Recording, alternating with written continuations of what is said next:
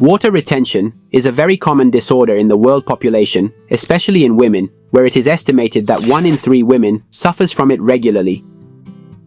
It occurs following a malfunction of the venous and lymphatic system, which, failing to properly drain excess fluids, ends up accumulating in the spaces between cells. You will thus feel a sensation of heaviness and tension in the affected areas, usually the legs, ankles and feet, as well as swelling, pain, and difficulty moving the joints, accompanied by an increase in body weight. In the absence of major pathologies, the main cause of water retention is lifestyle.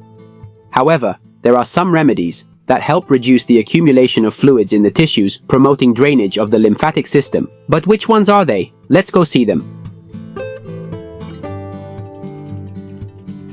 Regular physical activity is the best weapon to combat water retention, as it naturally stimulates blood and lymph circulation, the two most important systems for draining body fluids. Brisk walking, swimming and water aerobics, cycling, yoga and Pilates are all particularly effective activities to combat water retention, as they help reactivate blood circulation as well as tone the muscles. Another of the most effective remedies to combat water retention is to maintain good hydration of the body. Drinking at least 1.52 liters of water a day stimulates diuresis and helps the kidneys to function optimally, thus promoting the elimination of excess fluids and waste substances accumulated in the tissues. Proper hydration also helps eliminate excess sodium, a mineral which, if present in excessive quantities in the body, promotes the accumulation of fluids and therefore water retention. It is therefore important to limit the consumption of salt in our diet, both that added during food preparation and that present in packaged foods. Among the richest sources of salt, we find canned foods such as soups and ready meals, preserved meat and fish, as well as salty snacks such as chips, popcorn and crackers, and finally sauces such as soy sauce, barbecue and ketchup. Among the foods that are consumed in greater quantities and therefore add more salt to our diet, we find bread, cured meats and sausages, in particular raw ham, salami, bacon and speck, as well as mature cheeses such as feta and taleggio. To reduce water retention, you should also avoid standing or sitting for long periods of time, as gravity promotes blood and lymphatic stasis in the lower limbs, thus hindering normal blood circulation.